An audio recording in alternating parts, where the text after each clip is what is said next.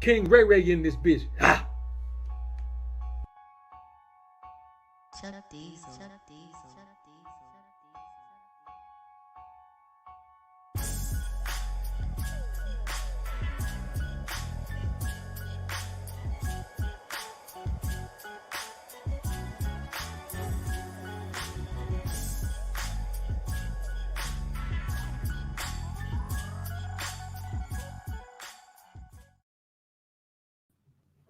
What's good, brothers? What's good? It's your man, King Ray Ray. Back up in the joint again, man.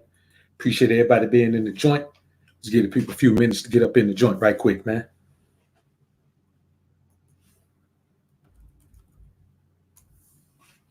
We're going to keep it a buck today, man. Again, getting deep like we always do in the kingdom of Ray. Like we always do in the kingdom of Ray, man.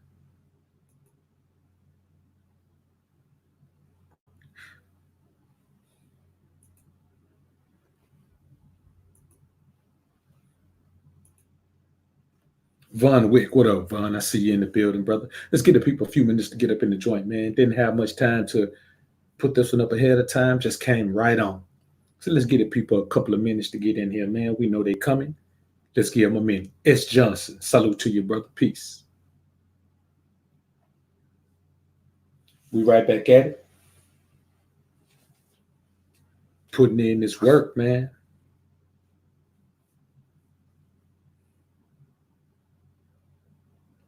Appreciate everybody coming through to the premiere earlier, man. DKTV, salute, brother. BDP, what up, man? Young King, what's good with you? Give the people just a few minutes to get in here, man.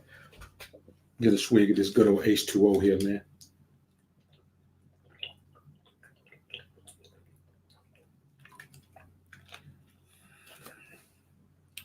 It's going to be a good one, man. It's going to be a good one. Hope everybody, man, been having a good grind the top of the week, man. Really doing their thing, getting it in.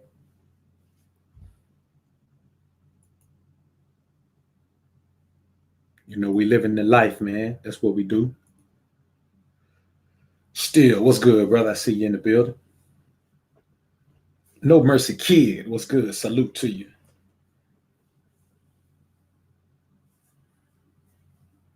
You know what I'm saying? Let's do it, man. Let's do it. Get the people just about another minute, 20, minute 15, man.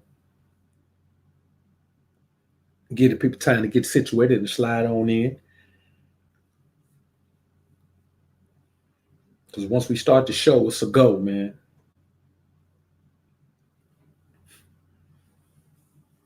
Just thought, man, I'd come in with another deep topic.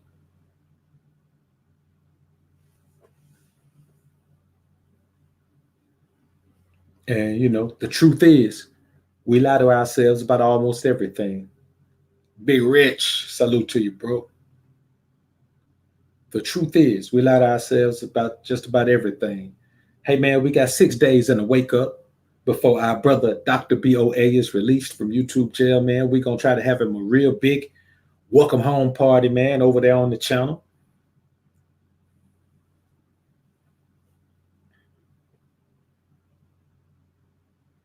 That's what we're going to do for him, man.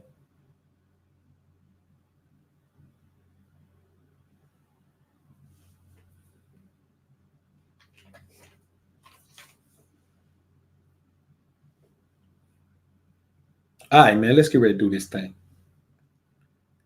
The truth is, we lie to ourselves about almost everything. And we have some very beguiling ways to tell these lies. See, we lie to ourselves internally, and we don't necessarily lie to people externally, but what we do is present ourselves in a certain light, present certain pockets and pieces of information that makes someone believe something else about us. Endovin B. Mays, welcome to the kingdom of Ray. I am your host, King Ray Ray. Not BOA, King Ray Ray, the educated thug. Now, Let's get one thing out of the way. It is impossible to live a fulfilling life of personal development and prosperity if you can't at first be honest with yourself about yourself. It is impossible. I don't care what kind of life you live in. I don't care what kind of life you're living. I don't care how successful you think you are. You are not living a fulfilling life of personal development and prosperity. In other words, you can't grow if you won't be honest with yourself about what you know about yourself.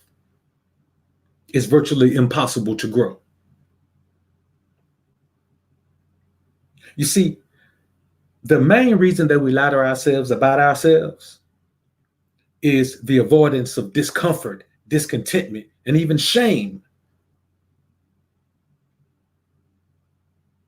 which are the primary reasons for our lack of self-acceptance. You see, this lie is based on lack of self-acceptance.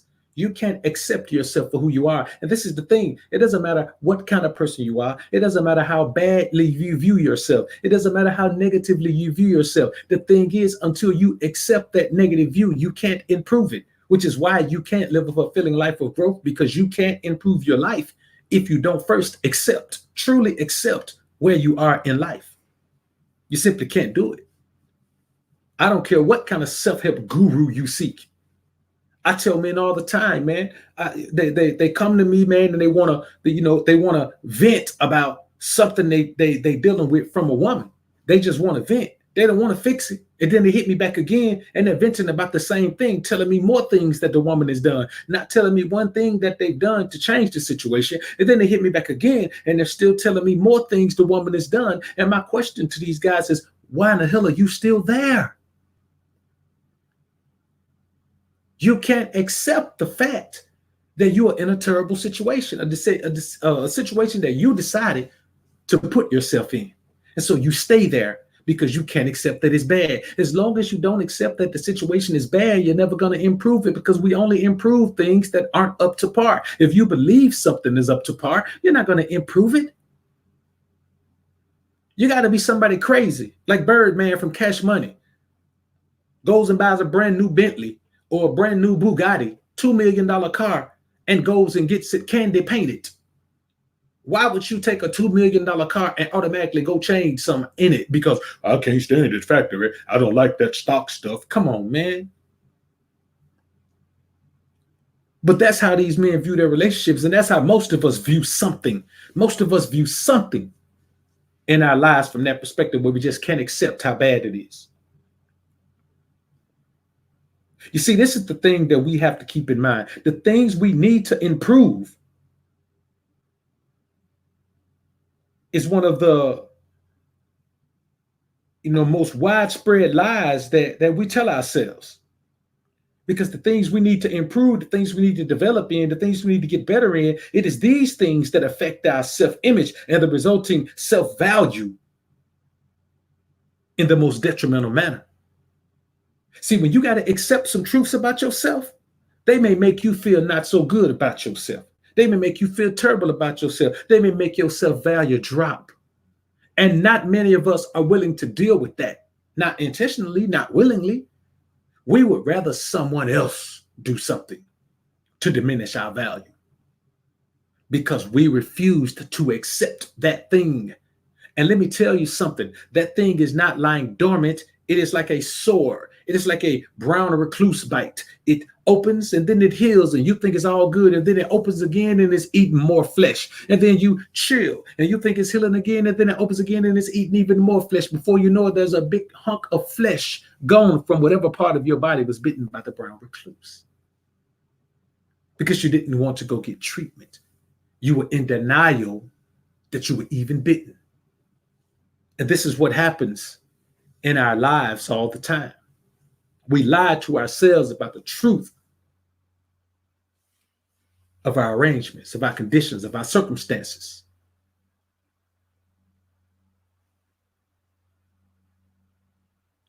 So when we talk about this self-improvement and this self-development and all of these things, I didn't know that it would become some catchphrase or something.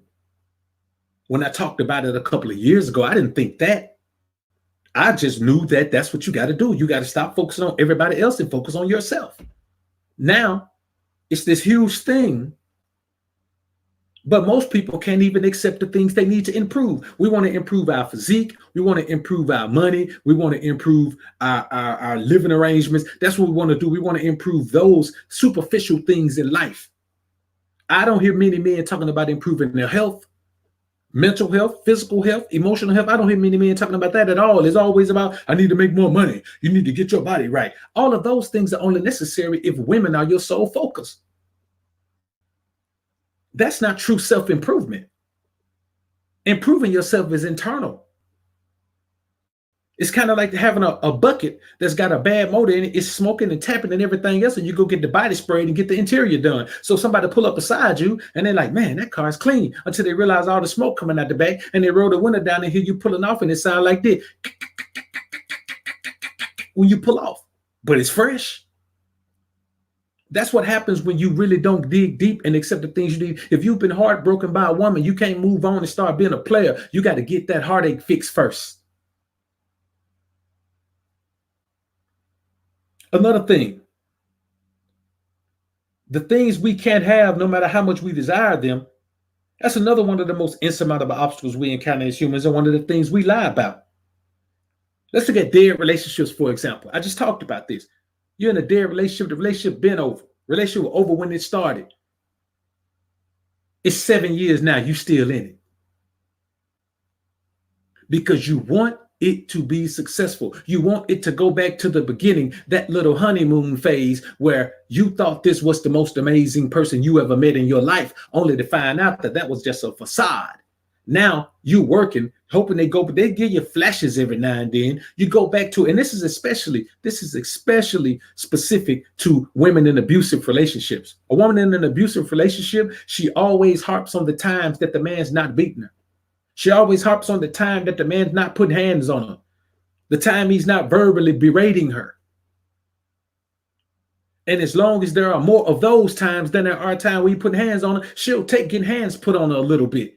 Long as it's not as bad as it was, long as he ain't just putting hands on her for nothing.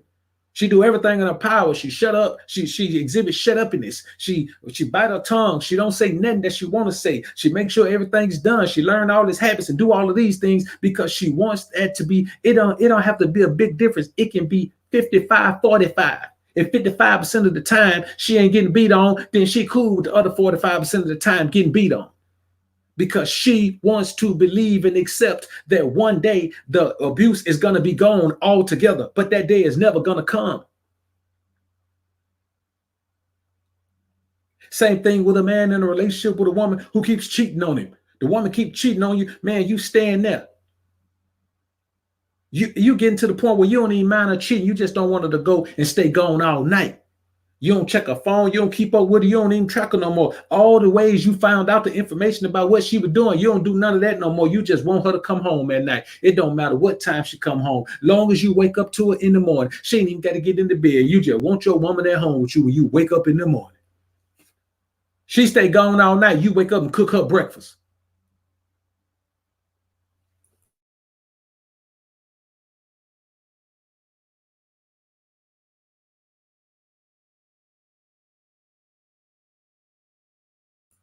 Now tell me how that works out. But you're hoping that y'all gonna have this perfect relationship. You are living in a lie, because you can't accept that you can't have this thing no matter how much you desire it. No matter how much you desire it. See, we lie to the people close to us about our likes and dislikes as it pertains to their words and actions. So much, in fact, that we ultimately refuse to accept that we dislike those things at all. And some of us even stoop so low as to make those things positive in our minds. In our minds, I say, because they're never going to be positive in real life. But in our minds, we make those things positive. We want those things to be A-okay. Nothing's wrong with those things. They're good. See, we fall into these coping mechanisms such as addiction. Let's take it, most of these men who out here running around having sex with all these women, man, these men were heartbroken and they still ain't over it. A lot of these men know that they weak when it comes to women. They spend too much time around one woman. They start liking her so much they fall in love. They fall in love quick, man. So they just go around knocking down a whole bunch of different women. They got two problems working on them. They got their heart broken, so they need women. They're paying back women for they pumping and dumping to pay these women back for the heartbreak that they got from the woman who broke their heart. And then they still are out there, pumping and dumping, because they also know that even though they were heartbroken, that ain't enough to keep them from falling in love again. So these men are running around wasting their lives away, man, dumping their seeds and their testosterone for no apparent reason other than the fact that they don't have the intestinal fortitude to accept the fact that they are mentally and emotionally distraught because of what happened to them in a previous relationship. They can't admit that. That's too much. See, to them, it's more manly to roll around knocking down a whole bunch of women than it is to accept the fact that you got an issue that you need to try to work through. Truth is not in their minds. That is why they live such a deceitful existence.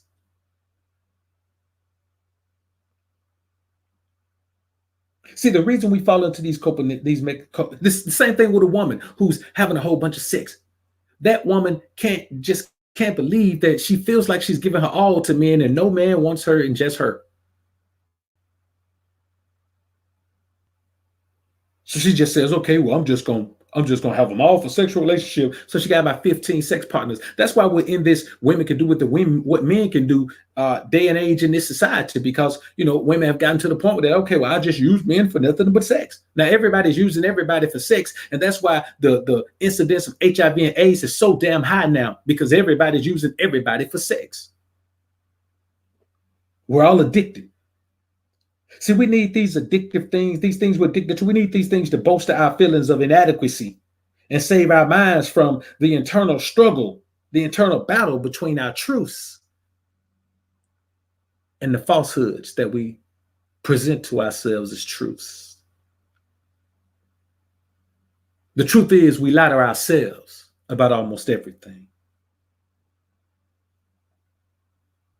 Most of us don't even find much pleasure in the distraction of those things that we call ourselves addicted to. It's just that those things have a propensity to ease our minds and give us an escape from our reality and our fear of the known. We hear about fear of the unknown, but we're more afraid of our fear of the known. The things we know give us more reason for pause than the things that we don't know. We're pretty adventurous. We'll take a risk every now and then, or some of us take even more risk. But the things that we know are the things we run away from and the things we lie about all the time. Another way that we get over this, and this is mostly used by women, I call it jacked up joy. Joy is joy, but her joy is jacked up, like joy on steroids. She's happy about everything. She's always smiling, always got a kind word, always trying to make a toast, always want to have a party, always want to go to a party, always want to dance, always want to play some music, always want to play some music and dance, always want to go on a flight, always want to take a trip, always want to go to the battle of the bands, always want to go to a step show, always happy about everything. Even in the time of sadness, she's the one that's motivating everybody there. It's a celebration of life. We're not going to cry because they dead. That type of person right there. Let me tell you what the problem is. Jacked up joy is another tactic specifically used by women to elevate their minds above their need to focus on reality. See, it eliminates the prying eyes of their loved ones, which could potentially, lead to a torrential downpour of their pent-up emotions. That's why they do that. They don't want anybody asking them any questions about what's wrong, so they go real hard and try to act like they're happy all the time. And all it takes is for the right person to ask them the right question, and then the floodgates are open. The floodgates are open, man. I ain't telling you what I heard. I'm telling you what I know. That torrential downpour of pent-up feelings of pain and sadness, she can't even stop it. It goes on for days sometimes. Can't even get out of the bed. Can't even eat. Don't even wash her butt. Don't do her hair. Don't do nothing. See, we have a tendency to find all the negative, and I'm gonna tell you, this is something that both sexes use. This tendency to find all the negative outlooks about the things we can't have but desire greatly. If all our relationships fail, then we do, well, relationships, I ain't gonna be in no, I don't even want no woman around me like that. I don't need no man around me for nothing but sex. All you gotta do is pay me and lay me. Then we do the same thing. All she gotta do is pay me and lay me. She ain't gotta pay me, just lay me. I make my own money. All I just want to have a whole bunch of sex. I ain't nobody worrying about no relationship. I don't need nothing from nobody. All I need is my salt and pepper shaker so I can eat my food. That we go into this headspace where we just look negatively on the things. And then some of these time, man, people be involved in these things. Like there's some men on this particular platform that talk all this talk about rah, rah, rah, about don't be with no woman, don't marry no woman, don't do this, don't do that. While all the time, man, they've been in and out of long-term relationship their whole damn life. Then you got other men on this platform, man, talking about all this, man, you just gotta pump them and dump them, pump them and dump them. Where every time they meet a woman, man, they trying to lure her into a relationship, and they only pumping and dumping because they put too much pressure on women to be in a relationship, and they can't keep a woman around them.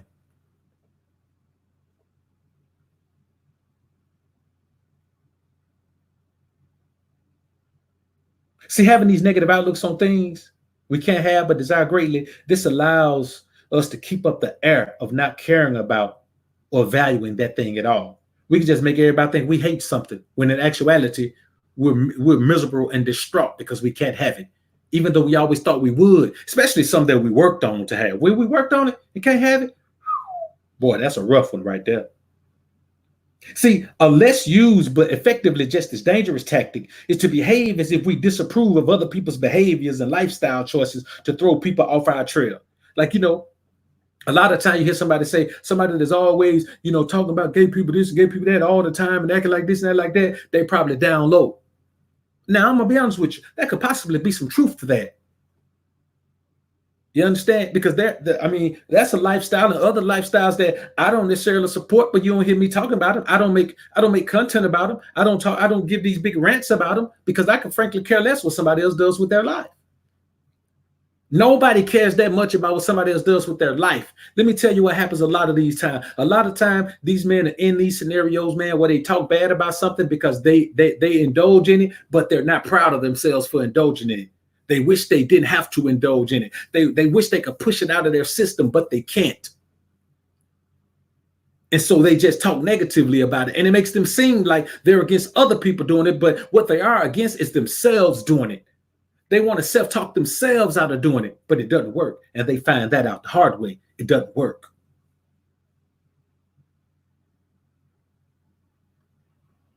You see, when we act like we disapprove of other people's behaviors and lifestyle choices, it's just to throw people off our trail. The trail leading to the fact that we are actually intrigued, interested, or even already involved in the very thing that we condemn. This is the reality of life, man. And one of the tactics most used by men, this is the most used by men all over the world, men on TV, men in radio, men in sports, some men on this platform. Braggadocio. Braggadocio, boastful, pompous, always talking about how great you are. Let me tell you something. Men use this as a tactic, as a method, not of convincing ourselves of our greatness, or not of convincing others of our greatness. It seems that we're trying to convince others of our greatness, but we're not. We're trying to convince ourselves of our greatness. Always talking about how great we are. I'm so great, I'm so great, I'm so great, I'm amazing. I'm so great, I'm amazing. Always talking about how great we are to convince ourselves. But this is the caveat. This is the catch-22. If we tell ourselves enough, a few other people will buy into it. And when those people start telling us because we've convinced them of it, because we wear the jacket so well, that's how we feed off their energy and continue to bolster ourselves instead of being honest with ourselves about we are far from the level of man that we say we are. We are far from the level of success that we say we are. We are far from the level of masculinity that we say we are. We are far from the level of success with women that we say we are. We are far from the level of financial security that we say we are. We are far from the level of spiritual awareness that we say we are. We are far from the level of political awareness that we say we are. We are far from the level of historical awareness that we say we are. We are far. from the level of that image that we portray of ourselves. And it's because the truth is we lie to ourselves about almost everything. And that's real talk. We can talk about it. We can rant about it. We can debate about it. But the bottom line is, until you are willing to stop lying to yourself about who you are and what you represent, you will never be able to live a fulfilling life of personal development, growth, and prosperity, because that's based in truth. 100% based in truth. Stop lying to yourself, man. It ain't doing you no good. You ain't convincing nobody for real. The only people you can convince is people that's already trying to convince themselves to not accept their truth as well.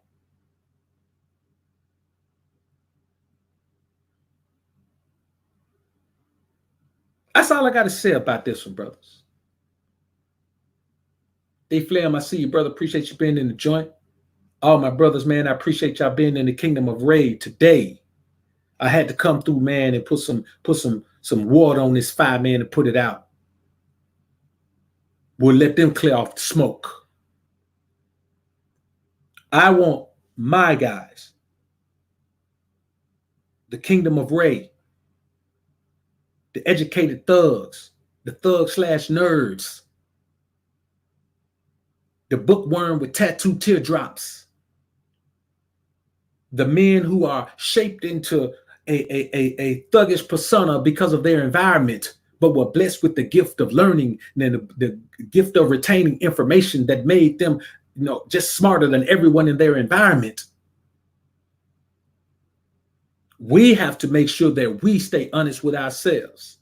I'm okay with being a thug/nerd, educated thug. I'm okay with that. Perfectly okay with that. Best of both worlds. You don't believe it? Ask your girl. I appreciate y'all being in the joint, brothers. We're going to slide on out of here, man. And I'll see y'all a little bit later on, man. Got an announcement to make later on, man, when I come on, man, about Patreon. So y'all tune in to that. In the meantime, put God first and keep grinding and growing, my brothers. Peace. King Ray Ray in this bitch. Ha! Chuck Diesel.